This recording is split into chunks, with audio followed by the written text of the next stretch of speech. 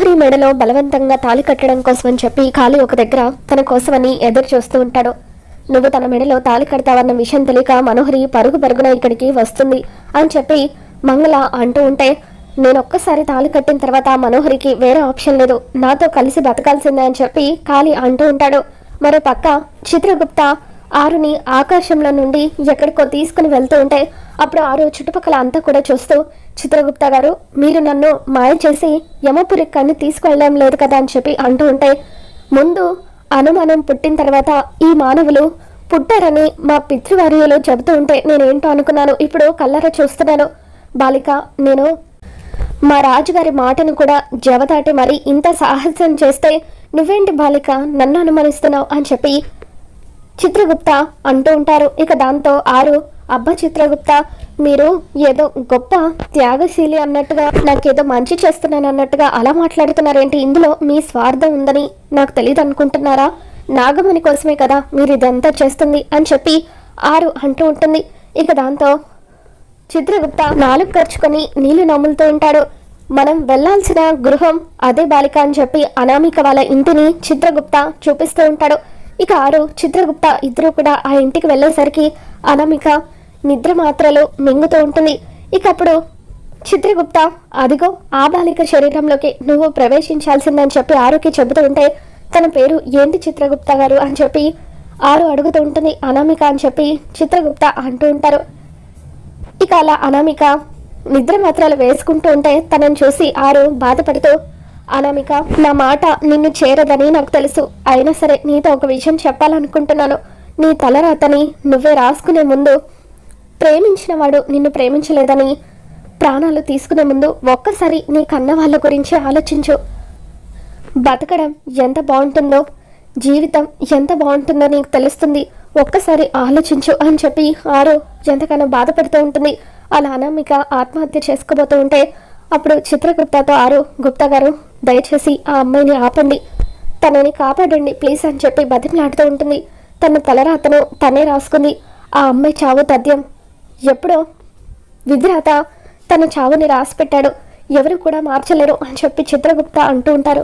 ఇక అనామిక నిద్ర మాత్రలు మింగిన కొద్దిసేపటికే తను కుప్పకూలిపోతుంది.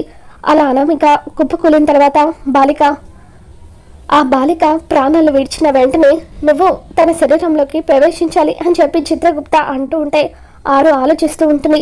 నువ్వు ఇంకొక క్షణం ఆలోచించినా, ఆలస్యం చేసినా నాతో పాటు యమపురికి రావాల్సి ఉంటుంది అని చెప్పి చిత్రగుప్త చెప్పడంతో ఇక ఆరు మరొక దారి లేక అనామిక శరీరంలోకి ప్రవేశిస్తుంది. అనామిక శరీరంలోకి ప్రవేశిస్తూ ఉంటే ఇక గుడి దగ్గరున్న స్వామీజీ, ఎవరి ఆట వాళ్ళు ఆడుతున్నారు కదా జగన్నాథ, ఇదంతా నీ ఆట అని ఎప్పటికీ అర్థమవుతుందో అని చెప్పి, చావు పుట్టుకలన్నీ కూడా ఆ జగన్నాథుడి చేతిలోనే ఉన్నాయి అని చెప్పి అక్కడున్న స్వామీజీ అంటూ ఉంటారు. మరోపక్క అమరింట్లో ఆరో ఫోటో దగ్గర నిర్మలమ్మ దీపం వెలిగిస్తూ ఉంటే బాగా గాలి వీస్తూ అక్కడున్న దీపం ఆరిపోతూ ఉంటుంది. మరోపక్క బాగి పూజ గదిలో కూర్చొని ఉంటే అక్కడున్న దీపాలు కూడా ఆరిపోబోతూ ఉంటే బాగి తన చేతిని అడ్డుగా పెడుతుంది. సదాశివం గారు పేపర్ చదువుతూ ఉంటారు. గాలికి ఆ పేపర్ కూడా ఎగిరిపోబోతూ ఉంటుంది. ఇక దాంతో ఉన్నట్టుండి అంత గాలి ఎందుకు వీచిందో అర్థం కాక అందరూ కూడా హాల్లోకి వస్తారు. ఇక కొద్దిసేపటికి ఆరు అనామిక శరీరంలోకి ప్రవేశించిన తర్వాత గాలి వీచడం ఆగిపోతుంది. అసలు సడన్గా ఉన్నట్టుండి ఈ గాలి వీచడం ఏంటి అని చెప్పి అందరూ కూడా మాట్లాడుకుంటూ ఉంటారు. అత్తయ్య, ఉదయం నుండి నా మనసంతా కూడా ఎందుకో అలజడిగా అనిపిస్తుంది, ఏదో జరగబోతున్నట్టుగా నా మనసుకి కీడు శంకిస్తుంది అని చెప్పి అంటూ ఉంటే అప్పుడు నిర్మలమ్మ, ఇదంతా నాకు మంచి శకునం లాగే అనిపిస్తుంది, రేపు జరగబోయే శివరాత్రికి శివతాండవం లాంటిదే అని చెప్పి నిర్మలమ్మ అంటూ ఉంటుంది. మరో పక్క అనామిక శరీరంలోకి ఆరు ప్రవేశించిన తర్వాత అప్పుడు చిత్రగుప్త ఆరుతో మాట్లాడడానికి ప్రయత్నిస్తూ, బాలిక, వెంటనే నువ్వు మీ గృహానికి వెళ్ళు, ఆ నాగమణి ఎక్కడుందో తీసుకొచ్చి నాకు ఇవ్వు అని చెప్పి అంటూ ఉంటాడు. చిత్రగుప్త మాటలు ఆరుకి అస్సలు వినిపించవు. అనామిక శరీరంలో ఉన్న ఆరు మొత్తం కూడా మర్చిపోతుంది, అనామికలాగే ప్రవర్తిస్తూ ఉంటుంది. ఇక తను తల పట్టుకొని, ఇదేంటి, నేను ఇన్ని నిద్ర మాత్రలు మింగిన తర్వాత కూడా చనిపోకుండా ఎలా ఉన్నాను అని చెప్పి అచ్చం అనామికలాగే మాట్లాడుతూ ఉంటుంది. దాంతో అది చూసిన చిత్రగుప్త ఒక్కసారిగా షాక్ అవుతూ ఇదేంటి నా మాటలు ఈ బాలిక చెవిని చేరడం లేదా, ఎక్కడో ఏదో పొరపాటు జరిగినట్టుగా ఉంది. వెంటనే నేను యమపురికి వెళ్ళి అక్కడ ఆ బాలిక ఉందో లేదో చూడాలి అని చెప్పి చిత్రగుప్త యమపురికి బయలుదేరి వచ్చేస్తాడు. మరోపక్క మనోహరి కాళీ వాళ్ళ దగ్గరికి వచ్చేస్తుంది. ఇక మనోహరి కాళీ దగ్గరికి వచ్చిన తర్వాత ఎంత ధైర్యం ఉంటే నన్నే బెదిరిస్తావురా అని చెప్పి అలా మండి పెడుతూ ఉంటే, ఎంత డబ్బు కావాలో చెప్పండి విసిరేస్తాను అని మనోహరి మాట్లాడుతూ ఉంటే, ఎంత కావాలి కాదు ఏం కావాలో అడుగు అని చెప్పి కాళీ అంటూ ఉంటాడు. రే ఏం కావాలరా నీకు అని చెప్పి మనోహరి అంటూ ఉంటుంది. దాంతో కాళీ, చిన్నప్పటి నుండి నేను బాగిని పెళ్లి చేసుకోవాలని ఎంతగానో ఆశపడ్డాను, కానీ నీ వల్ల నా కలగానే మిగిలిపోయింది అని చెప్పి కాళీ అంటూ ఉంటే, ఇప్పుడు నన్ను ఏం చేయమంటావు, ఒక మంచి అమ్మాయిని చూసి నీకు పెళ్లి చేయమంటావా అని చెప్పి మనోహరి అంటూ ఉంటుంది. ఇక దాంతో మంచి అమ్మాయిని చూసి పెళ్లి చేయడం కాదు, నువ్వే నన్ను పెళ్లి చేసుకోవాలి అని చెప్పి కాళీ అంటూ ఉంటాడు. దాంతో మనోహరి ఒక్కసారిగా చాకుతుంది. ఏంట్రా ఏం మాట్లాడుతున్నావు, నేను నిన్ను పెళ్లి చేసుకోవడం ఏంటి, పిచ్చిగానే పట్టిందా అని చెప్పి మనోహరి అంటూ ఉంటే, నువ్వు మర్యాదగా చెప్తే ఒప్పుకుంటావేమో అనుకున్నాను, ఒప్పుకోవని అర్థమైపోయింది, అందుకే ఇప్పుడు నీ మెడలో తాళి కట్టేస్తాను అని చెప్పి కాళీ బలవంతంగా మనోహరి మెడలో తాళి కట్టబోతూ ఉంటాడు. ఇక దాంతో మనోహరి ఒక్కసారిగా కాళీని తోసేస్తుంది. నన్ను కనుక పెళ్లి చేసుకుంటే నువ్వు జైలుకి వెళ్తావు, ఎందుకంటే నాకు ఆల్రెడీ పెళ్ళైంది, నాకు ఇంకా డైవర్స్ అవ్వలేదు అని చెప్పి మనోహరి అంటూ ఉంటుంది. సరే నిన్ను పెళ్లి చేసుకునే దారి లేదు కాబట్టి ఇప్పుడే అమరేంద్రకు నిజం చెప్పి కనీసం నా పగనైనా తీర్చుకుంటాను అని చెప్పి కాళీ అక్కడి నుండి వెళ్తూ ఉంటాడు. దాంతో మనోహరి, ఒక్క నిమిషం ఆగు, నన్ను పెళ్లి చేసుకోవడానికి ఒక దారుంది, నువ్వు కనుక రణవీర్ని చంపావనుకో అప్పుడు రణవీర్ ఆస్తంతా కూడా నా సొంతం అవుతుంది, అప్పుడు నువ్వు పెళ్లి చేసుకోవచ్చు అని చెప్పి మనోహరి కాళీని నమ్మిస్తూ ఉంటుంది. నువ్వే అతన్ని చంపి ఆస్తి మొత్తం సొంతం చేసుకోవచ్చు కదా అని కాళీ అంటూ ఉంటాడు. దాంతో మనోహరి, నేను రణవీర్ని పెళ్లి చేసుకోకముందే రణవీర్ కలకత్తాకి రాజు లాంటి వాడు, నేను రణవీర్ని టచ్ కూడా చేయలేను, అదే నువ్వైతే నువ్వేదో చేస్తున్నావని అతనికి అనుమానం వచ్చేలోపే అతన్ని చంపేయచ్చు, ఒకవేళ నువ్వు రణవీర్ని చంపితే 1 కాదు 2 కాదు అక్షరాల 100 కోట్లు నా సొంతమవుతాయి, అప్పుడు నన్ను నువ్వు పెళ్లి చేసుకోవచ్చు అని చెప్పి మనోహరి కాళీని నమ్మిస్తుంది. ఇక దాంతో కాళీ మంగళ ఇద్దరు కూడా మనోహరి మాటలు నమ్ముతారు. ఆ తర్వాత మనోహరి అక్కడి నుండి వెళ్ళిపోతూ కాళీ వైపు చూస్తూ, ఇప్పుడు నేను మీ ఇద్దరి మధ్య ఫిట్టింగ్ పెట్టాను కాబట్టి నువ్వు వాడు కొట్టుకొని ఎవరో ఒకళ్ళు చేస్తే నాకు కొంచెం హెడ్ఏక్ అయినా పోతుంది అని చెప్పి అక్కడి నుండి తిరిగి ఇంటికి వచ్చేస్తుంది.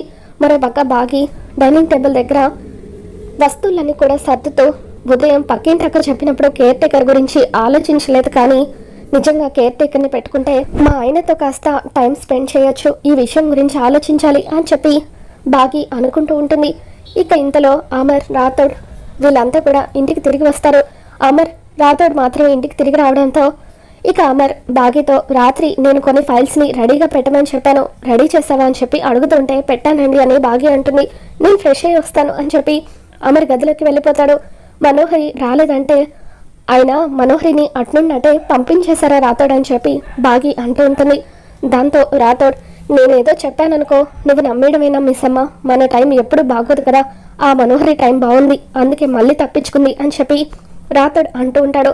నేను ఇంకా నా ఆనందాన్ని పక్కింటక్కతో కూడా షేర్ చేసుకున్నాను అని బాగి అంటూ ఉంటే, అసలు ఆ పక్కింటక్క ఎవరో, మేము లేనప్పుడే మీ దగ్గరికి ఎందుకు వస్తుందో తెలియడం లేదు అని రాథోడ్ అంటూ ఉంటాడు. ఇంతలో మనోహరి ఇంట్లోకి వస్తూ ఉంటుంది. ఇక అప్పుడు బాగి మనోహరితో, నేను నీకు ఉదయం ఎదురుపడ్డాను కదా, ఈరోజు నీ పనులన్నీ సాఫీగా జరిగాయా అని చెప్పి అడుగుతూ ఉంటుంది. ఏంటి జరిగేది, నా మొహం వెళ్ళినా ఒక్క పని కూడా జరగలేదు, నిజంగా నువ్వు ఎదురు రావడమే ఒక అపశకనం అని చెప్పి మనోహరి అంటూ ఉంటుంది. అదేంటి మనం అలా అంటావో, మా నాన్న ఎప్పుడు కూడా నన్ను ఎదురు రమ్మని అడిగేవారు, నేను ఎదురొస్తే మంచి జరుగుతుందని బలంగా నమ్మేవారు, ఇప్పుడు మా ఆయనకు కూడా నేను ఎదురొస్తున్నాను అని చెప్పి బాగి సిగ్గుపడుతూ ఉంటుంది. ఇక దాంతో రాథోడ్, మంచి వాళ్ళకు మంచి జరుగుతుంది, చెడ్డ వాళ్ళకు చెడు జరుగుతుందిలే మిస్ అమ్మ అని చెప్పి అంటూ ఉంటాడు. దాంతో బాగి నవ్వుతూ ఉంటుంది.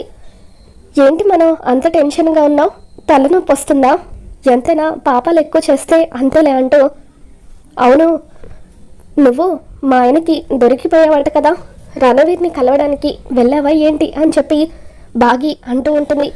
మనోహరి, అవన్నీ నీకెందుకు అని చెప్పి అక్కడి నుండి వెళ్ళిపోబోతూ ఉంటే ఏంటి మనం నీతో కాస్త టైం స్పెండ్ చేద్దామని నేను అనుకుంటూ ఉంటే నువ్వేంటి అలా చిరాక్ మూడ్లో వెళ్ళిపోతున్నావని భాగ్య అంటుంది.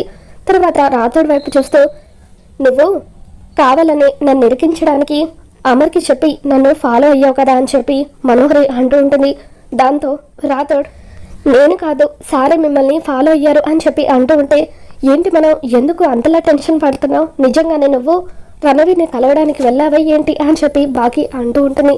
ఇక దాంతో మనోహరి షాక్ అవుతూ ఉంటుంది. మరి రాబోతున్న ఎపిసోడ్లో ఏం జరగబోతుందో మళ్ళీ మన ఛానల్లో తెలుసుకుందాం. ఈ వీడియో మీకు నచ్చినట్లయితే తప్పకుండా లైక్ చేయండి.